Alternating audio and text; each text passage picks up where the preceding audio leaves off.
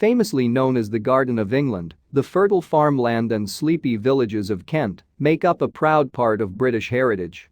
But this county is also home to a fascinating mystery that's close to 200 years old. The Shell Grotto. This enchanting subterranean space has confounded people ever since its discovery. When was it made? Why is it even there? Despite its dazzling appearance, answers to these questions are hard to come by. People are flocking to this British cultural treasure in attempts to solve a mystery. While Margate is a popular destination today for those who like relaxed seaside resorts, that wasn't always the case. Hundreds of years ago, the coastal town was merely a humble fishing spot, with residences scattered around the docks. At that stage, the only real building of note was St. John's Church. Sat atop a rise looking over the rest of the community, it boasted architecture that could be partially traced back to the 1300s. Yet things started to change significantly in the area towards the middle of the 18th century. During the 1730s, a trend for bathing in the sea became fashionable. Naturally, Margate proved an ideal location. People began to flock to the town, and over the years it slowly transformed into a bustling hotspot. But while the community continued to thrive thanks to the influx of tourists, a local family stumbled upon something further inland that left their jaws hanging. And as the story goes, it was found by sheer chance. Now, the details of the discovery do differ a touch depending on where you look, but the majority of reports date the action to the year 1835. At that time, a man named James Newlove had been excavating earth on land near his home, intending to create a duck pond. Joshua, his young son, was helping out as well. According to one account, during the dig, James' shovel suddenly met no resistance, revealing a hole leading into a dark subterranean space. With the pair understandably curious as to what was down there, Joshua was lowered down on a rope by his father. Both were amazed by what he found. You see, this wasn't just a plain cave. Remarkably, they'd uncovered a spectacular grotto that boasted elaborate shell decorations along its walls. Mind you, James' daughter later shared a very different account of the discovery. She suggested Joshua had already known about the grotto beforehand. As quoted by the Shell Grotto's website, Francis Newlove said, "My brother found out about the underground place sometime before it was known. He never dared to tell father. He found the chalk loose at one end of the passage next to the cottage, which was built afterwards, and he opened it up by taking the stuff away, as it were in rough blocks. Then when the opening was wide enough, he crawled through and got into the grotto. And so did I. Yes, and 2 or 3 other young girls came too," Francis added.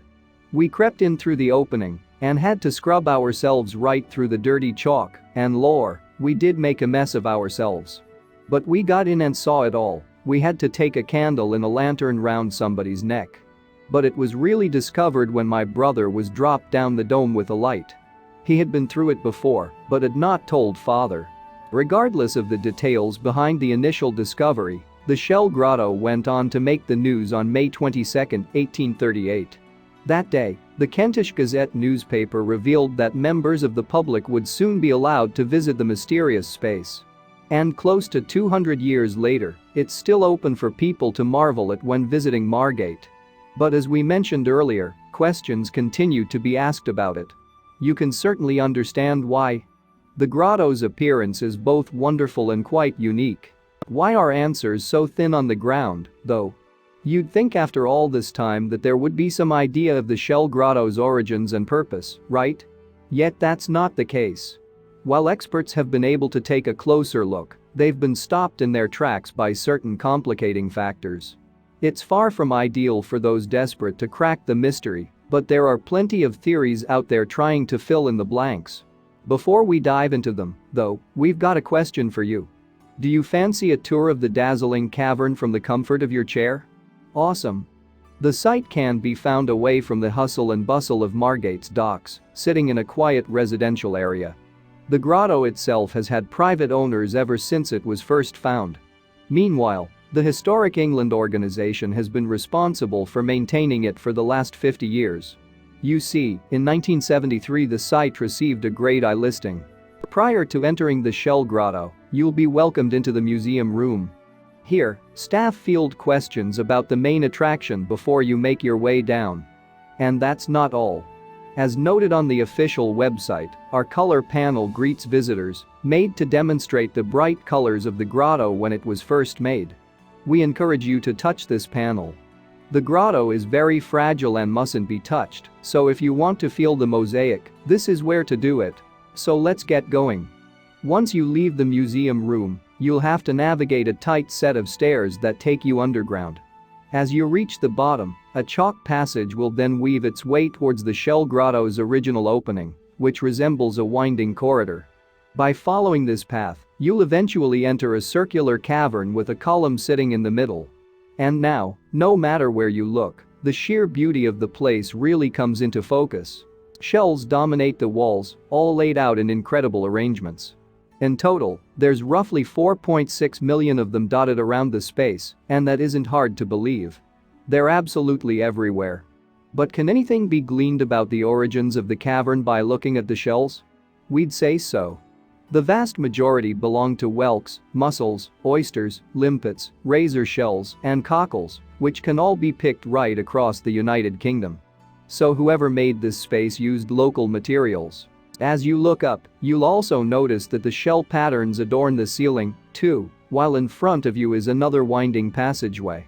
Before you go down there, though, take one more peek above you.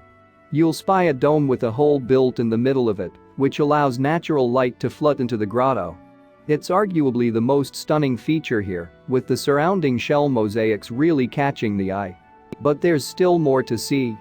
Moving away from the dome, you can follow the weaving path into the final area. And speculating about the original purpose of this room can really get the cogs whirring. Dubbed the altar chamber, it's a space decorated by even more shells, with a semicircle dug into what appears to be a shrine on the wall. Why would something like this have been built underground? What might it have been used for? It's fascinating and eerie in equal measure.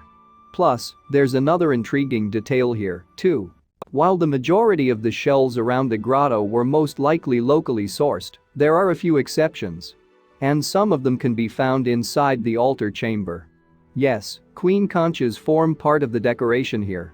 They don't come from the United Kingdom. Instead, they're native to the Caribbean. Could the original builders have traveled across the Atlantic to Margate? It can't be ruled out as a possibility.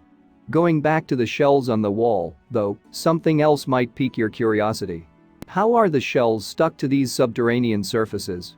Well, hoping that it might lead to more answers about the grotto in general, a team took a sample from the walls. After analyzing it, they discovered that it was a fish-based mortar. That was about as much as the group could get out of it, so it proved a little frustrating. Still, it's clearly sturdy stuff. But as you continue to gaze at the altar chamber, you might notice some damage in certain spots. The vaulted ceiling and one of the walls in the far corner have suffered the most. What caused this? Unfortunately, despite having been hidden underground, the Shell Grotto still felt the effects of World War II, thanks to bombing raids. Frankly, it's amazing that the damage wasn't even greater. It's fortunate that the altar chamber and the rest of the grotto has survived relatively intact. As we mentioned before, numerous theories have been put forward about the Shell Grotto over the years. With no firm answers to go on as to why it exists, they're all we've got. Experts haven't even been able to establish a concrete age for the subterranean space, although that's not for a lack of trying. Unluckily for them, the initial influx of visitors nearly 2 centuries ago inadvertently ruined their chances of dating the materials. What happened then? Well, if you wanted to light up a dark space back in the 19th century, you had to make do with gas lamps. And plenty were needed to brighten the murky interior of the Shell Grotto. Tours wouldn't have been possible without them.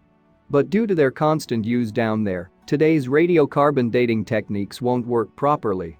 Alternative approaches have also been attempted, only to result in more disappointment. So how old could this cavern really be?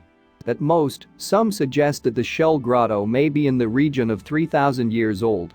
Imagine if that were the case. Theories have abounded that the cavern might have been built for religious reasons, with the appearance of the altar chamber backing that up. And thanks to the imagery, there's an indication that it may well have pagan-inspired. Mind you, there are alternative origin theories out there, too. Some of the more colorful theories suggest that the grotto might have ties to the Knights Templar or local sea witches. Others have questioned if the Freemasons were involved, too. It can be very easy to fall down the rabbit hole here, but a few ideas do hold extra weight when compared to many of their counterparts. For instance, Margate was known as a bit of a smuggling hub in the past due to its position as a coastal town. With that in mind, certain folks believe that the Shell Grotto was created as a smuggler's cave during that period. Could that be possible? Considering the location of the site, there are a few doubters. It's not that close to the docks, meaning thieves would have to travel a fair distance to move their stolen goods. Good luck being discreet. There aren't any connecting passages either, so we can understand why people struggle to accept that particular theory. How about this one, though? Back in the 18th century, a fascinating craze swept through wealthy circles in the United Kingdom. After coming across shell structures while traveling the world, these folks felt the need to build their own in whatever free space they could find on their estates. And plenty of those ornamental constructions, otherwise referred to as follies, are still standing today.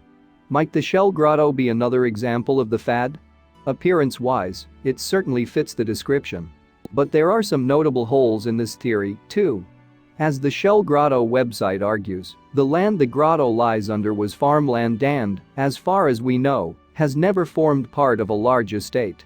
So why would a rich man's fancy be built under someone else's pasture land? It's a good point.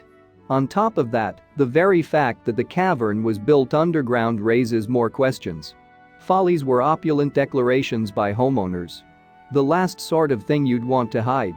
The website brought up another issue as well, stating, if the grotto had been built in the 1700s, is it possible that all knowledge of it had disappeared by the time of its discovery in 1835? The building of the grotto would have been a mammoth task.